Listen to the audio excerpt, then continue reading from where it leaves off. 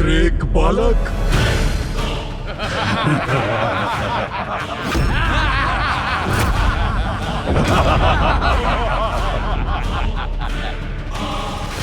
ये है देवसेना।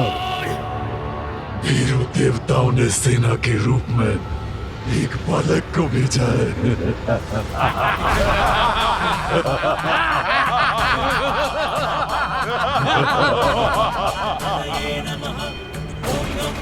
मात्र बालक ही नहीं, विघ्नकर्ता भी बन सकते हैं गणेश हमारे मार्ग में। ये बालक करेगा हमसे युद्ध।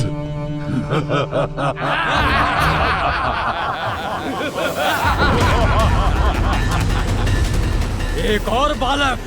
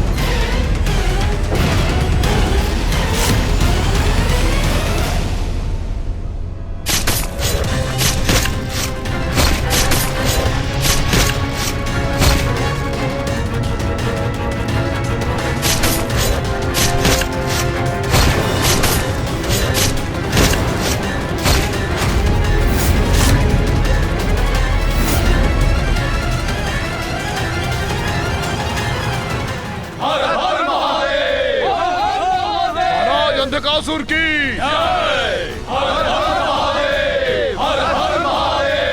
महाराज अंधकासुर की। सभी देव मुझसे युद्ध करने के लिए एकत्रित हुए हैं, तो मैं भी उन्हें इसका पुरजोर प्रत्युत्तर दूंगा।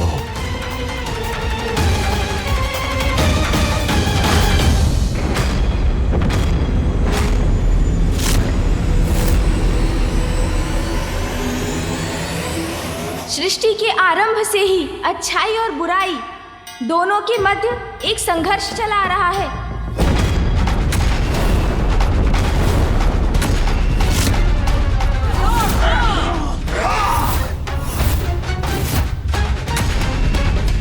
बुरी शक्तियां प्रबल होकर बार बार अपना मुख उठाती रही हैं, अच्छाई को नष्ट कर सृष्टि को लीलने का प्रयास करती रही हैं।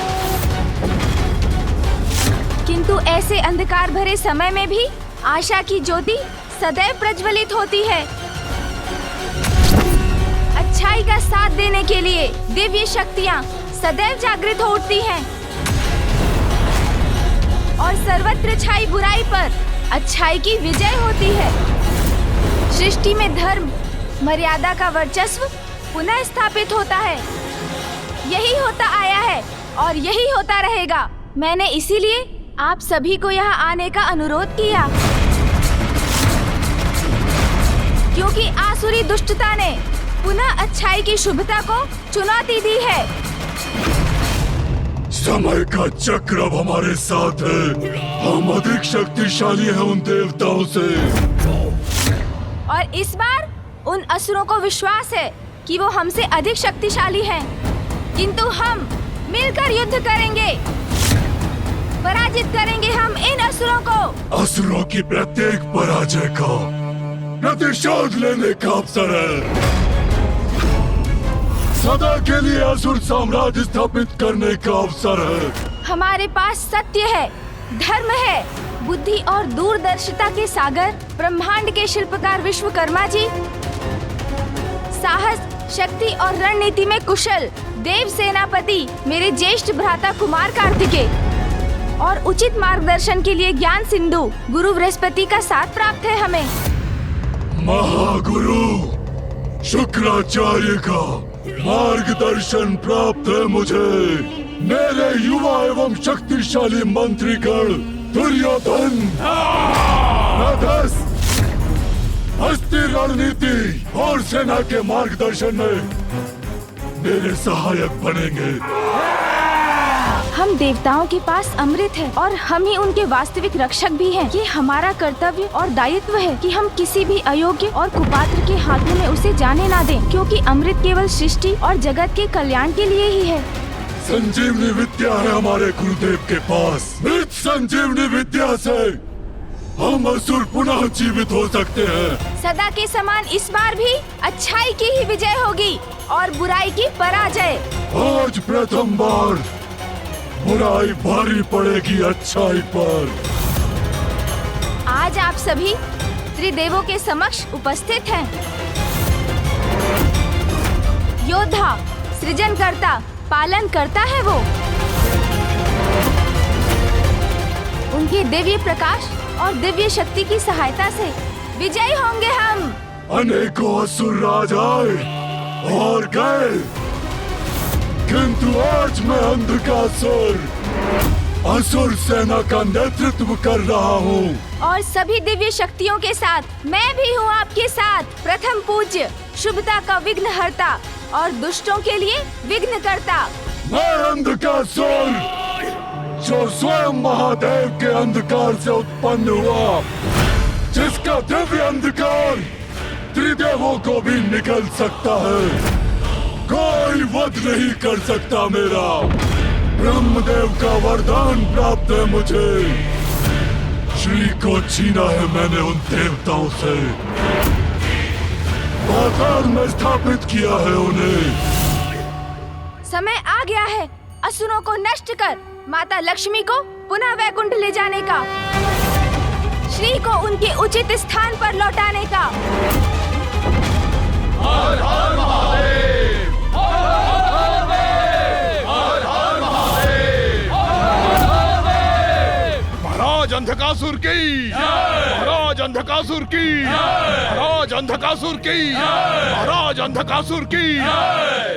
देवता यहाँ तक आ गए हैं हमसे युद्ध कर श्री को लौटाने के लिए, किंतु अंधक ने उन्हें अपने छल से बंधक बनाया है। उन्हें हमसे छीनकर कोई नहीं ले जा सकता। महाराज अंधकासुर की, महाराज अंधकासुर की। धर्म की, धर्म की। हर हर महादेव, हर हर महादेव, हर हर महादेव, हर हर महादेव। प्रथम पूज्य श्री गणेश जी, अब उचित समय आ गया है। हमें प्रतीक्षा नहीं, आक्रमण करना चाहिए। हाँ गणेश जी, देवसेना तैयार है, उत्साहित है। बस आप आदेश दीजिए।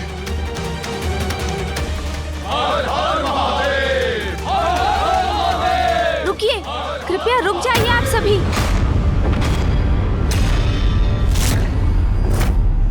अपनी उत्तेजना में विवेक खोकर नहीं, संयम और धैर्य से उचित योजना के साथ युद्ध करेंगे हम।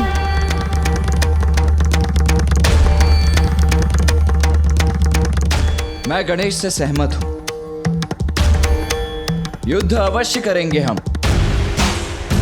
किंतु उचित रणनीति की रचना के बाद।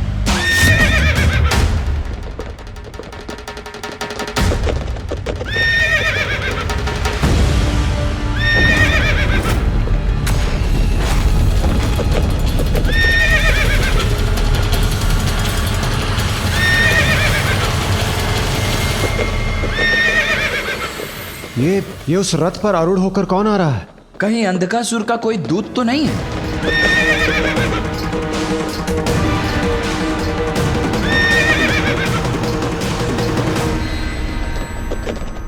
नहीं कार्तिकेय, ये अंधकासुर का दूत नहीं, ये मेरा प्रिय भक्त प्रहलाद है।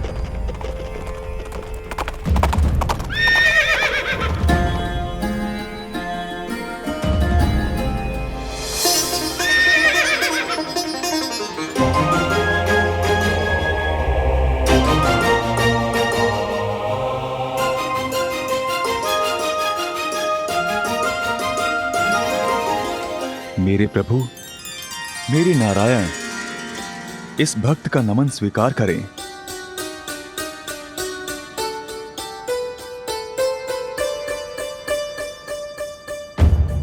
प्रणाम प्रभु।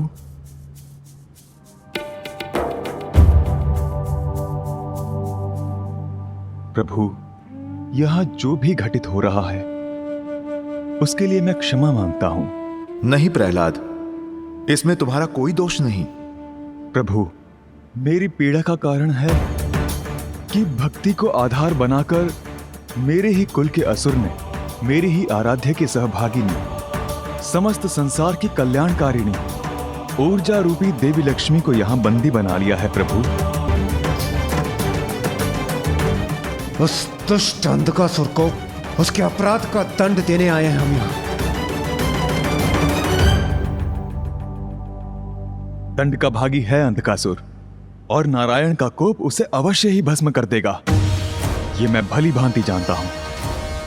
किंतु वो मेरे कुल का है, इसलिए मैं आपसे विनती करता हूं प्रभु, युद्ध से पूर्व उससे एक बार संधि संवाद कर लें।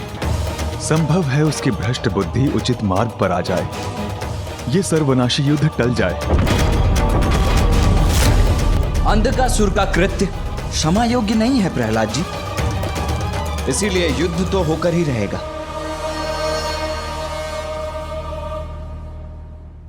संधि वार्ता का समय अब बीत चुका है। भैया, युद्ध सदैव सर्वनाश का कारण बनता है। अनेकों निर्दोष जीवन नष्ट हो जाते हैं युद्ध में, इसलिए शांति की अंतिम संभावना तक हमें युद्ध का विचार नहीं करना चाहिए। युद्ध सदैव अंतिम उपाय ही होना चाहिए। हमें एक बार अंधकासुर को समझाने का प्रयत्न करना चाहिए। संभव है वो माता को वचन मुक्त करने के लिए तैयार हो जाएं। अधार्मिक, नैतिकता विहीन उस ससुर से आशा करना व्यर्थ है प्रथम पूज्य गणेश जी। किंतु हम देवता तो नैतिकता और धर्म के अनुसार ही आचरण करते हैं सूर्यदेव। किसी अन्य की कुटिलता के कारण हम नीति और धर्म पर आधारित अपना व्यवहार नहीं त्याग सकते। किंतु श्री गणेश जी, मैं गणेश से सहमत हूं। युद्ध रोकने का हर संभव प्रयास करना चाहिए हमें। अंधकासुर को समझाकर उसे माता लक्ष्मी को लौटाने के लिए प्रेरित करना चाहिए। किंतु उससे संवाद करने कौन जाएगा? मैं जाऊंगा इंद्रदेव।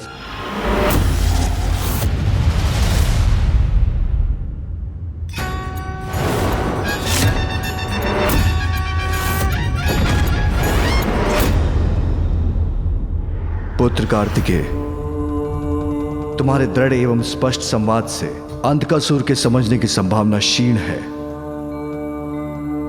पुत्र गणेश चतुराई से शब्दों का चयन करेगा जिन पर वो विचार भी कर चुका होगा। कदाचित इस समय उसका जाना ही उचित होगा। पुत्र गणेश, वो अंधकासुर है, अनीति और अधर्म के अहंकारी अंधकार में डूबा हुआ। तुम शांति वार्ता करोगे, किंतु वो तुम्हें हानि पहुंचाने का प्रयत्न भी कर सकता है। पिताश्री, मामा जी, फूफा जी, भैया और देवगण, जब आप सभी का आशीष प्राप्त है मुझे, तो कोई हानि कहाँ हो सकती है मुझे।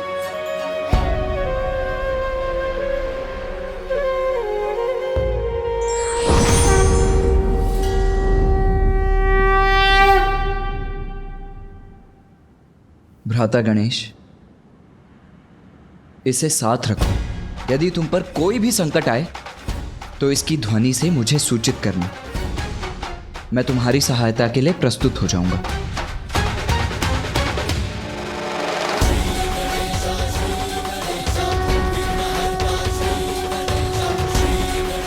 माँ, आप भी मुझे आशीर्वाद देने के लिए यहाँ होती तो मैं धन्य हो जाता। मूषक जी,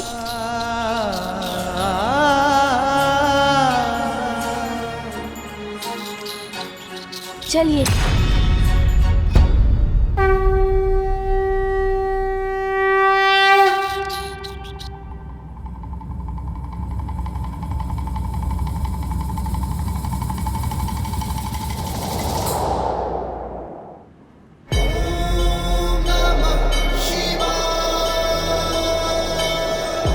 माँ, आप भी मुझे आशीर्वाद देने के लिए यहाँ होती तो मैं धन्य हो जाता। आसुरी शक्ति पुनः जागृत होने वाली। शक्ति के बाद अब श्री भी दूर होने वाली। देवासुर संग्राम छिड़ने वाला। जाओ, मेरा आशीर्वाद तुम्हारे साथ है। माँ, आप सदैव मेरे साथ हैं, किंतु यदि आज प्रत्यक्ष रूप में होती तो मैं आनंदित हो जाता।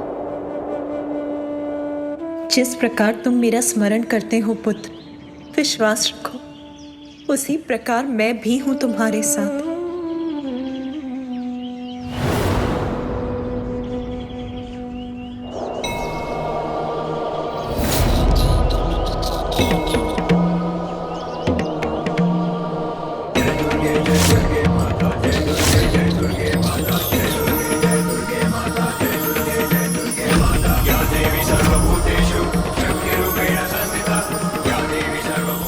माँ,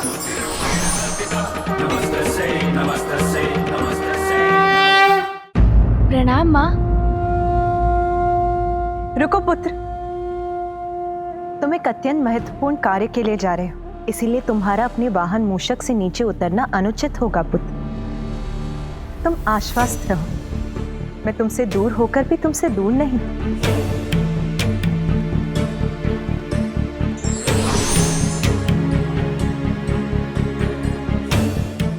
प्रणाम माँ। आपका ये पुत्र आपके दर्शन पाकर कृतार्थ हुआ। कल्याण हो पुत्र, तुम्हें देखकर मुझे भी अपार सुख का अनुभव हो रहा है। मुझे ज्ञात था माँ, आप मुझे आशीर्वाद देने अवश्य आएंगी।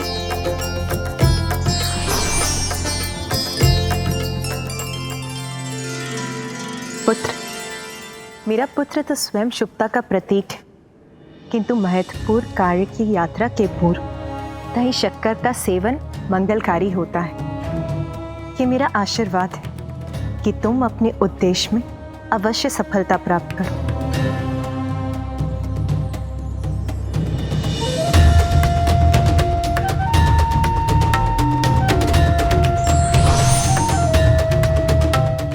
पुत्र, इस रक्षा सूत्र के रूप में मैं सदैव तुम्हारे साथ रहूंगी। विजय भव। प्रणाम माँ।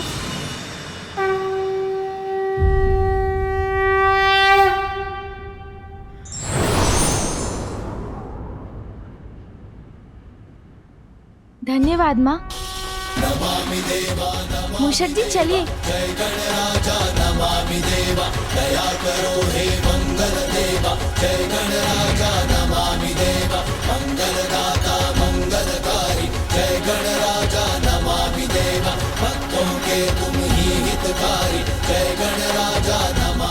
ये हमारी तरफ आने का दुस्साहस कौन कर रहा है?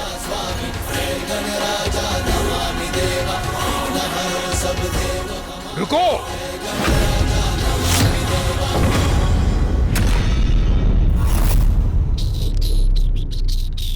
तुमने सुना नहीं? मैंने कहा रुको! शत्रु शिविर से आए हुए शत्रु हो तुम, भीतर नहीं जा सकते तुम।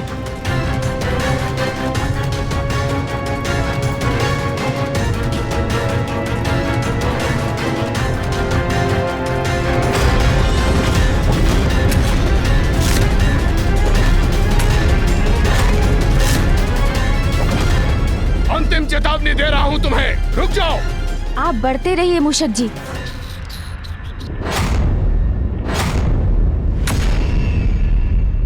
वो असुर प्रहरी आक्रमण करने वाले हैं गणेश पर। हमने तो पहले ही कहा था, इस संवाद का विचार ही व्यर्थ है।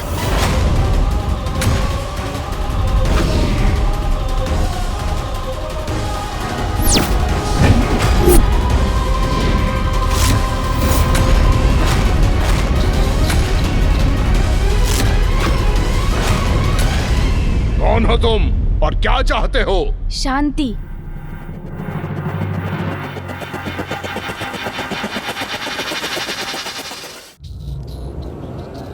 देखो मुझे, क्या कोई शस्त्र है मेरे पास? आपने अपने बाण मुझ पर साध रखे हैं, किंतु मैंने आक्रामक मुद्रा धारण की, तो स्पष्ट है ना, मैं मात्र शांति का इच्छुक हूँ।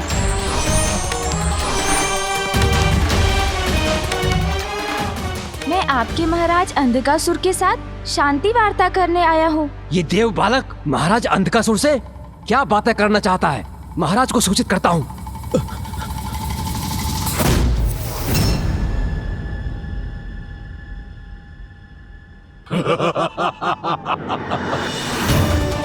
जान पड़ता है कि देवताओं को सद्बुद्धि आ गई है, इसलिए क्षमा प्रस्ताव लेकर इस बालक को भेजा है। आने दो उसे। उचित है महाराज।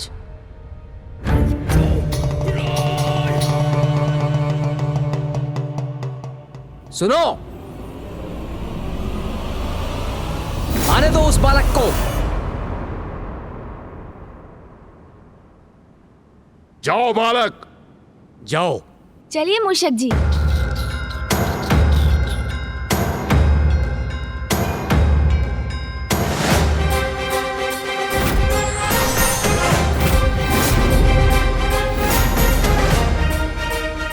पिताश्री, आशा है गणेश सुरक्षित होगा। देवताओं ने अपनी ओर से शांति प्रस्ताव भेजा है, किंतु हमने तो उनके लिए कुछ और ही प्रबंध किया है।